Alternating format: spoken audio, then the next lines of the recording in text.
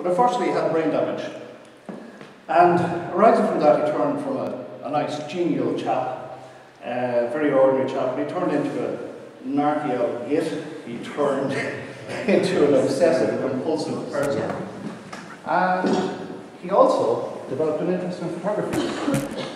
And in 1877, he, through the use of a particular type of machinery called a zoopraxiscope, if I get that right, he managed to prove that horses fly. In that, all four hooves of the horse leave the ground, are off the ground at the one time when they're galloping. And in the process of doing that, he also invented the first cinema, or piece of cinema. And it was 11 frames long and took about, half a second to run. He went on subsequently. And in the following years, or a few years, 10 years or so, according to the BBC, I have my doubts about this, but apparently he took 100,000 photographs, and that was on glass plate. I doubt it. I think that was probably about 50 photographs a day. Probably not, probably closer to 10,000. But when you put that in the context of what we as photographers do, most of us here will have 20, 30, 40, 50,000, 100,000 images, and we've been able to manage to do that with the aid mainly of digital cameras. Now, we start a process of saying, yes, sorry, I want to do one or two things first. First of all, I want to apologize for some of the quality of the photographs. They're photographs of photographs of photographs in some cases. The other thing I want to apologize for is the fact that I will not be able to name every single person who was in the club for the first 15 years.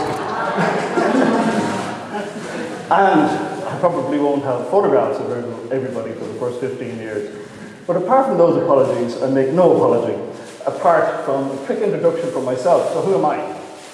Because some of you won't know me. I've been around a while, and I was one of the founder members of the club. And in fact, we have two other founder members here tonight that I'm aware of. Jackson Hutchison down there, and Brendan Cahill, who's over there. So we actually have three founder members here tonight. So, that was me, way back.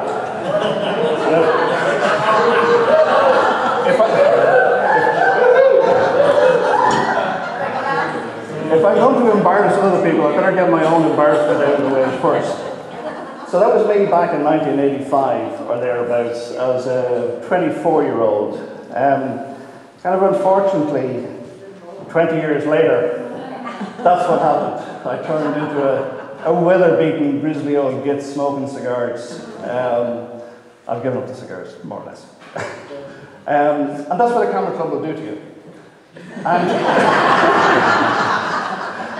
And going back to our friend Mr. Moybridge, if you want to become a prolific, inventive, and innovative photographer, go out there and bang your head off the wall 10 times, because photography it's a most appalling pursuit of a hobby, because you never get perfection. It's almost impossible. Even the best among us will still see flaws in their most perfect photographs. So, a little bit of history. What we're doing here, we're going to ramble through 15 years, and it's a little bit of everything. So a little bit of facts, a little bit of history, a couple of funny jokes, maybe, we'll see. A couple of funny stories, and we'll take it from there. So, facts, a couple of facts. It was actually established in February 1985. I actually thought it was January 85, but going back, it was actually February 85. Tony Doohan, Claire Farrell, both teachers in Sculmacua, or Agart National School, they pioneered the establishment of the club with John Reid, who's a past president. But John Reid's a professional. He worked with Ed Ross for years and years and years. What he didn't know about photography, not worth talking about. Now, the original members, there's about 20. And John Reid ran a VEC course. For those of you who are young enough, you won't even know what a VEC course was. Forget about it. Don't worry about it. It was a course. Now, the club was actually founded at a meeting of those people who were on the course in school in Monstro. And I was there, and so was Jackson, and so was Brendan, and we got going. So, I'm going to do a quick rundown of one or two of the people who are important to the club. And that's John Reid, as he was then. And he's the godfather. And coming up here, we have a fellow called George Morris. Since passed away, unfortunately. He's the capo di tutti capi. A most interesting guy. And I'll just move on to the next shot of him there. You get a better sense of the man. He was quite old, and in Celbridge Camera Club at the start, the average age was quite young. It was kind of late 20s, very early 30s, because we're drawing from a group of people in the town here who had only just moved in, so they were all pretty young. But George was actually one of the few people that I know who actually fought in the Second World War. And he actually fought with an artillery regiment in Burma, and came back to Ireland subsequently after the war, set up a business, and decided, and this is according to his own words, that he would make £1 million and he would spend £1 million. And that's exactly what he did. And there's proof of that. So he was quite an extraordinary man. Again, what he didn't know about black and white photography, you could write it on the stamp. He knew everything about it. Now, in terms of a father of the club, there's only one.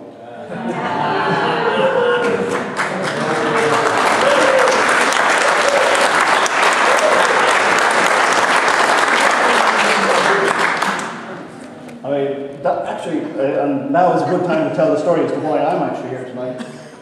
2 months ago or thereabouts, I noticed an article in the IPF journal, or monthly newsletter, and it was about Celbridge Camera Club, and there was a photograph in it of Dallas, and under it was, Dallas, come here, who founded Celbridge Camera Club? And I went, no, he didn't.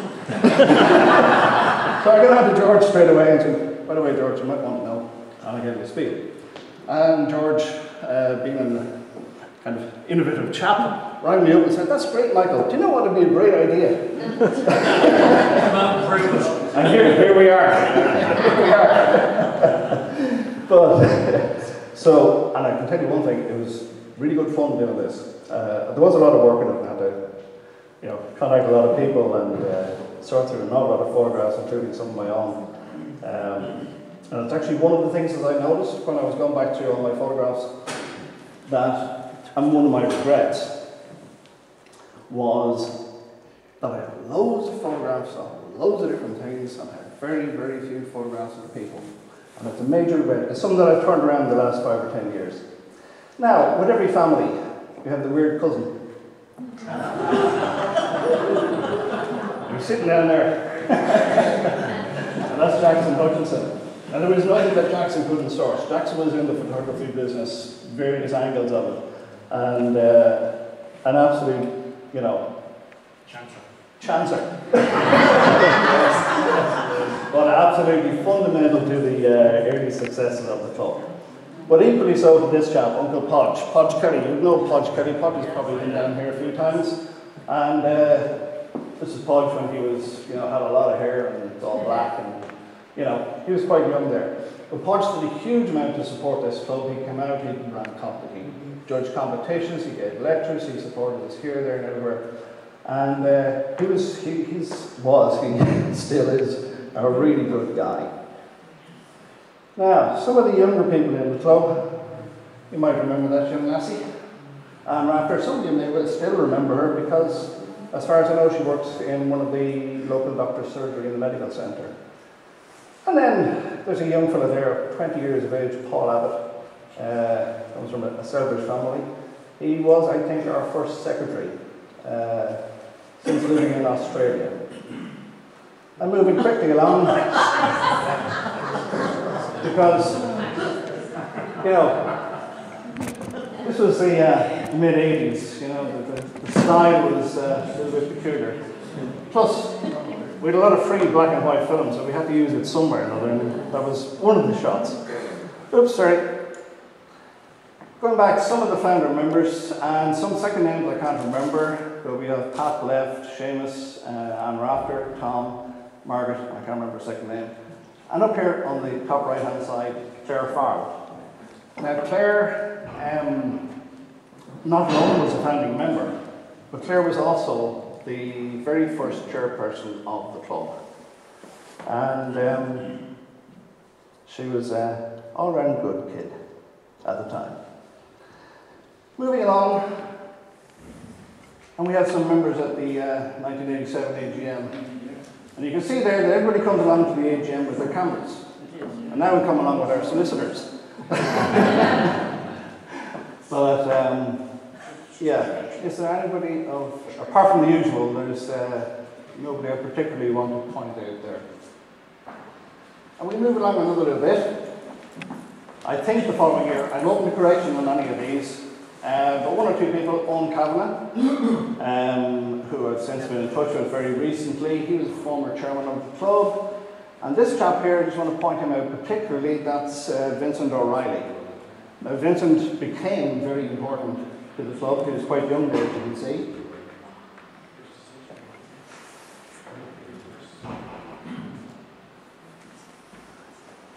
And we move on. That's just one of the shots, very formal, semi-formal shot of the committee in 87, 88, or it could have been 86, 87, I'm not too sure. Now, you're all sitting there and you're all going, right, so far all he's done is speak about the men of the club, or predominantly the men of the club.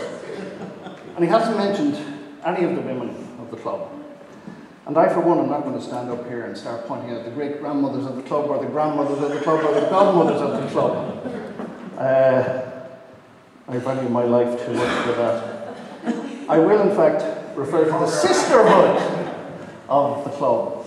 And as you can see, there is a list of names and, you know, in some cases who they were and what they were and when they were. And I think maybe point out one or two that I haven't pointed out so far. Jean Byrne, second chair of the club, first lady president of the club. Mary Mellett, may she rest in peace. Rita Nolan, who's here tonight. Bridie, I don't think Bridie's here. No. And Edel Moran is here, another former lady chairperson. Now, that's only a segment of the women in the club in the early years who were absolutely so important. It was one of the things, I think, you know, straight off at the start of the club. Because we had quite a number of young people, we also had a very good gender balance in the club. And it's something that we tried to, you know, impress upon committees. Always keep the gender balance going. It makes such a difference, and I don't know, for my money, we wouldn't be the club that we are if we didn't have that balance. Now, needless to say, I wouldn't dream of putting up a funny photograph of any of the ladies. But we might just throw that one up just for a little bit. And then we move quickly along. Now, that's just there for information. Don't worry about it. Just gives you a quick rundown of who is who in terms of chairpersons.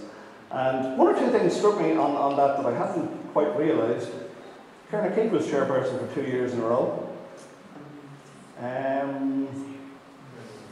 Brian Edery was chairperson for 3 years, 3 terms.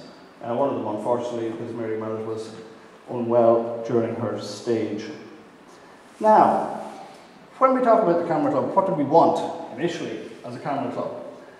We all wanted wonderful landscapes. Not saying that one is.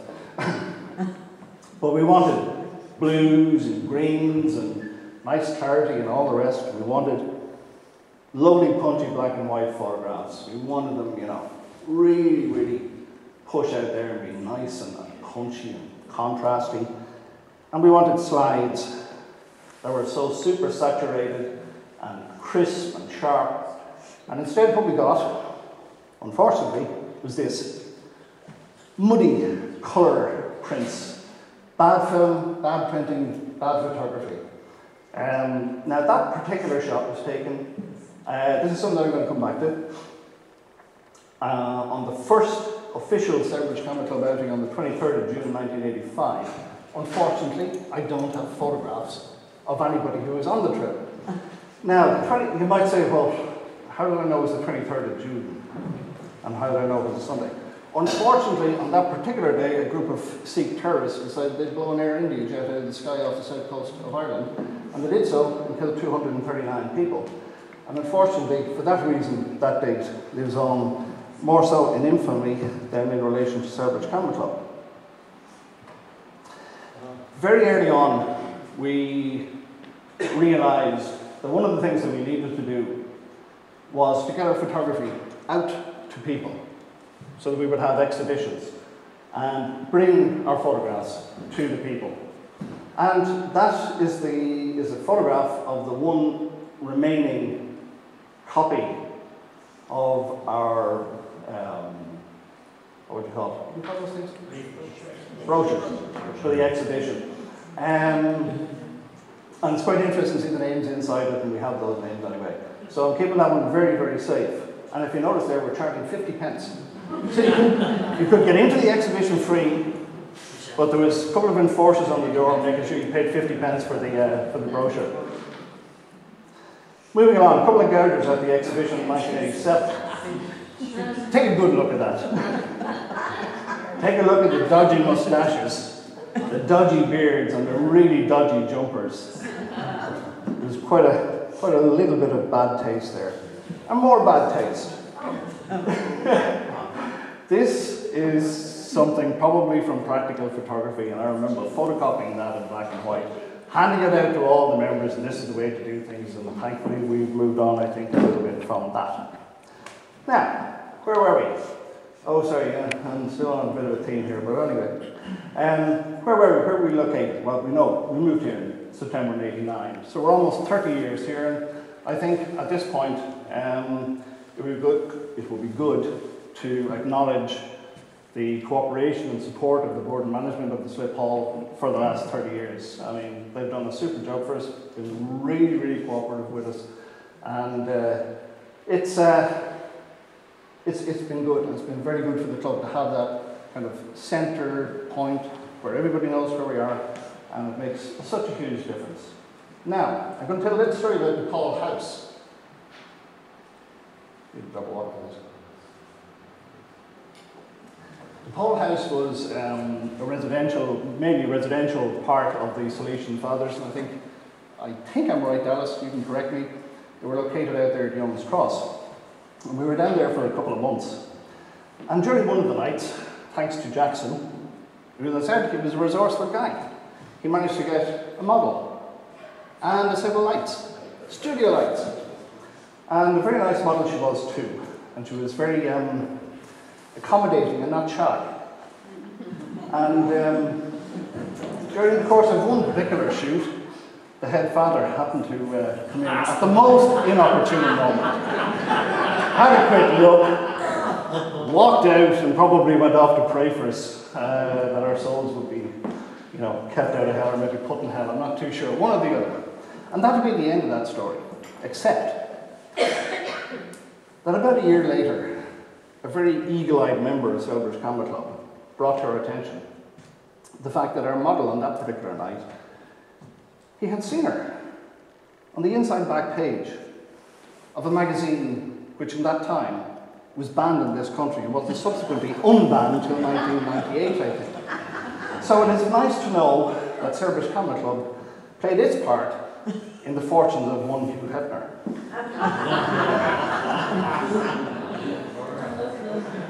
Now, I'm coming up to an issue here which is trips and outings and that, because this is a feature of Celbridge Camera Club, whether it be the Monday night outings during the summer, ad hoc outings elsewhere, weekends away, big trips, foreign trips to Asia, to Iran, to Cuba, etc., lots of trips.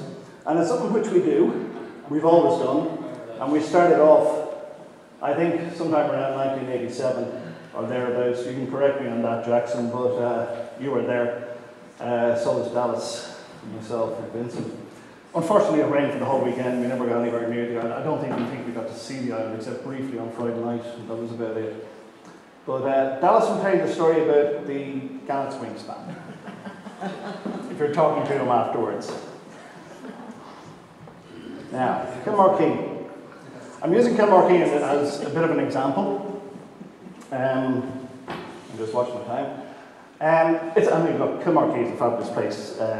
The Salty Islands are just absolutely fabulous. So for new members in particular, or newer members, if you haven't been to the Salty Islands, go to the Salty Islands. And the Salty Islands were a great spot for Celbridge Camera Club, because what it did was, it made us probably the best natural history, wildlife, bird life photographers in the country. And it paved the way for many a winning shot, and for a lot of accolades along the way, but from a lot of people. And I suppose what we wanted, you know, gannets, and we wanted the little black-backed gulls. Sorry, I'll keep out of your way here. They've got highlights in the eyes. Thank you, Photoshop. And more gannets. And if you wanted a shag, well, Celbridge Camera Club is probably not the best place for it. Now, a couple of people there. Young Pat Craigie, young Liam O'Reilly. Is Liam O'Reilly here tonight? No. It's a pity. So a lot of other people there, and that's a muddy old shot. Probably not a great day. There's a better shot. Another gang of people. Out of the way. And as you can see, that was a pretty good day. Now, here's a little shot. I tell this story. I've told this story for about 20 years. And eventually, about a year ago, I started not believing myself. You see the two people up here, sitting down? Well, those two people were from the Danish Environmental Protection Agency. And on the evening that I saw them, and that we came across them, we were sitting down on the beach on the north side of the island. And for anyone who's been there, if the sun is shining, and it's hot, and it's humid, and you're knackered and you're sunburned, and what you really want at that point is a cool beer. So what did we have? We had cool beers, because we left our beers sitting in the well of the Prince's house, and I brought 2 cans of Heineken over to them. And they were sitting down, and I handed them the 2 frosted cans of Heineken. And they looked up at me, and the little eyes were full of tears, and they said, "Have you not fucking Carlsberg?"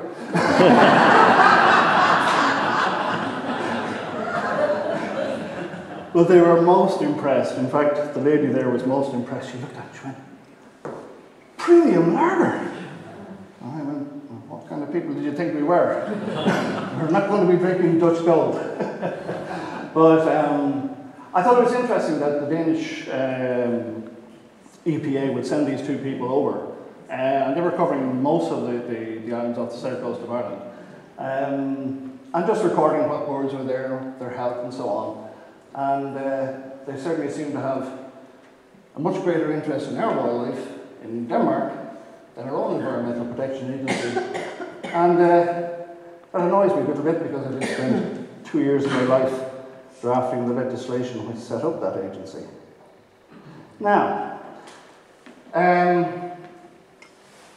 in relation to this whole kind of issue of friendship and camaraderie and common purpose, we had a big night at the island. We've got 15 people at the island. It's never been done since. We stayed over, and thanks to Collie, we managed to figure out how to light a fire without a match or a lighter or anything like that. Collie taught us almost everything he knows. Don't mind that fellow there in the funny looking wig. And it was all very kind of Bear Grylls. We were down gathering up driftwood and making fires and cooking from scratch and going around catching rabbits and skinning them, and you know, it was good fun. As I say, it was all very Bear Grylls.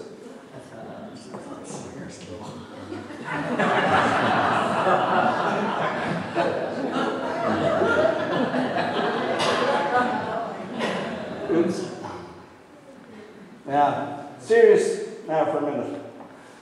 There's an ominous on the Great Salty Island that says, "No man is free who does not set freedom above all else." The words freedom resonated with me, has always done so.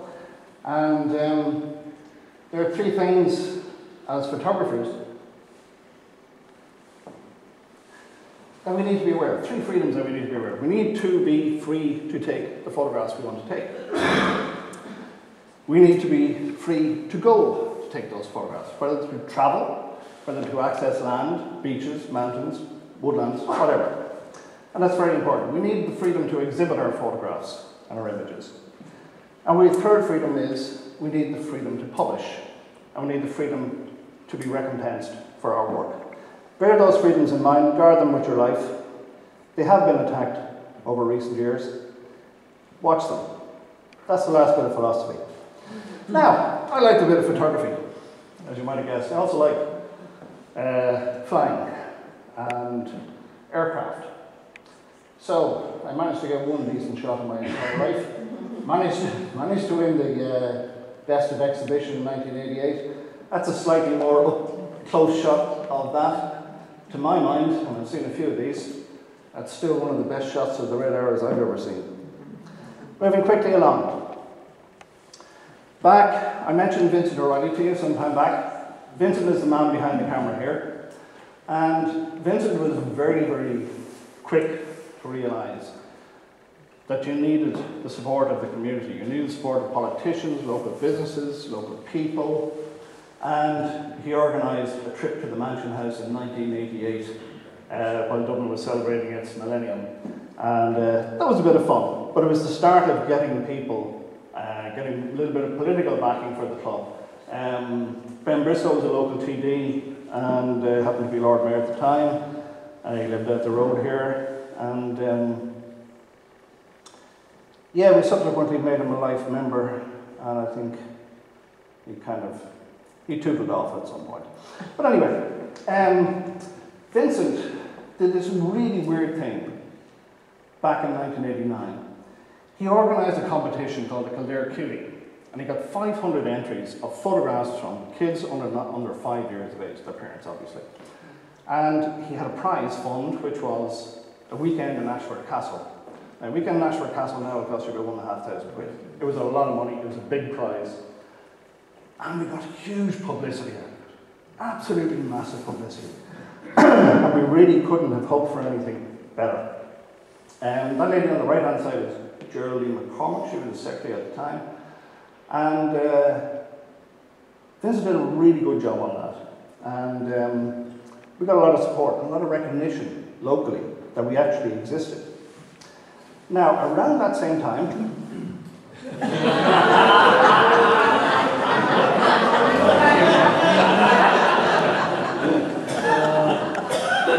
the first known photograph of Mark, captured in the wild, aged 9.5, with a little compact camera there, that he bought with his first communion money.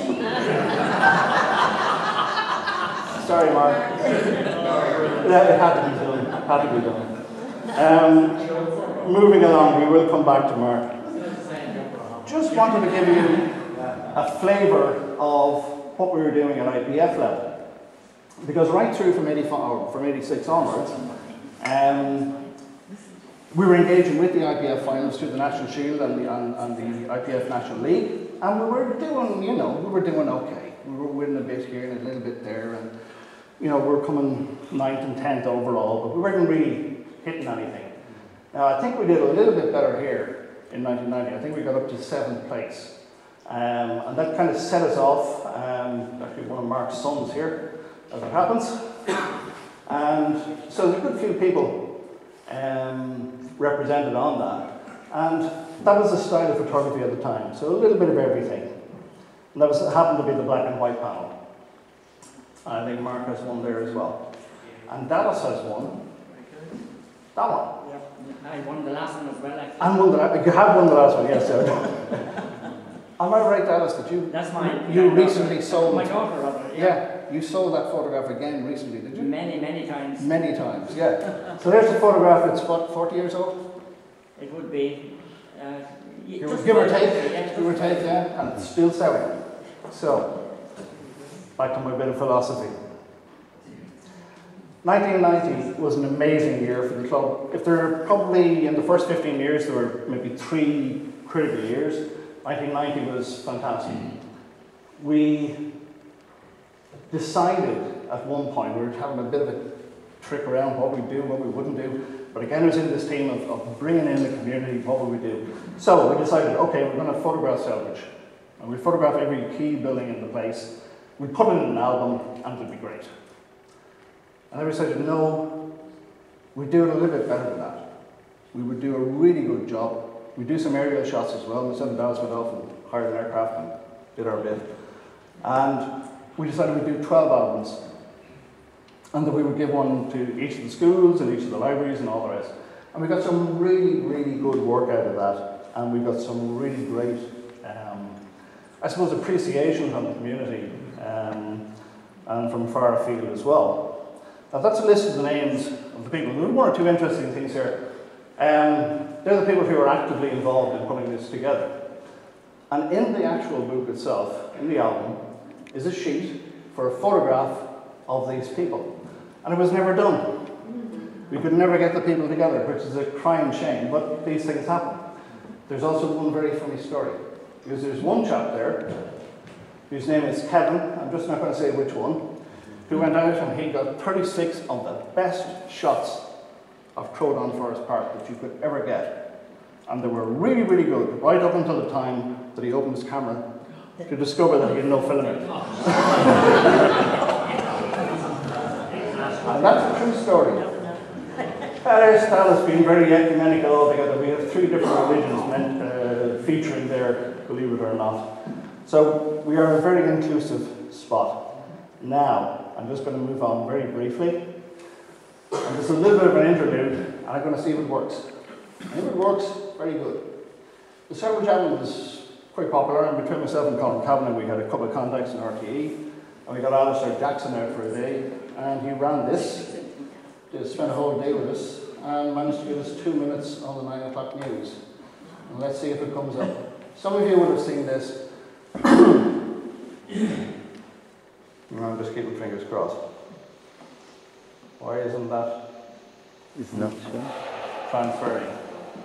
This is Dallas Canary, a man on his way to make history, carrying under his arm something which will become history, and which is about to be deposited for posterity in the National Library. It's an album of photographs, a distillation of Celbridge as it was to be produced and presented by Celbridge Camera Club with an eye on tomorrow. It's the first time the National Library's had such an offering. This is Celbridge 1990, and I hope will be looked at 100 years, 200 years from now as a vital record of what life was like in one particular corner of Ireland in that period. What began as an annual photographs Christmas grew into a project that absorbed 2 months of the club's time and countless rolls of film. Some Lawrence collection photographs had sparked that annual thought to record the changes the intervening 90 years had brought. In 1900, Celbridge had a population of 500. By 1975, that had grown to 1,500. Today, it's over 10,000. The town, which traces origins to the year 1200, is now facing change. If you want to freeze frame 1990, photography is the answer. Well, we're just a group of amateurs and like taking photographs, and we have about 30 members that meet once a week and we have fun. And that fund has produced 12 albums, one from the National Library, one from the local library, the rest for schools and sponsors. For the Camera Club, it's the end of a project, but perhaps for Celbridge, it's the start of a new interest in its own history.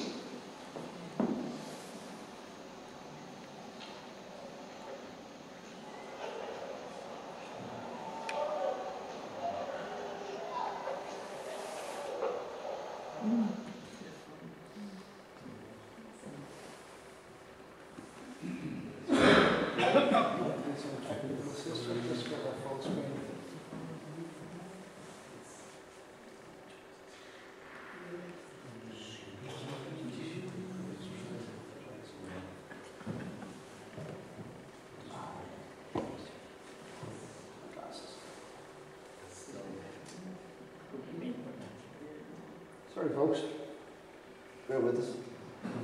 Does anybody know which, Jerry? Just stop and start the presentation. Stop and start.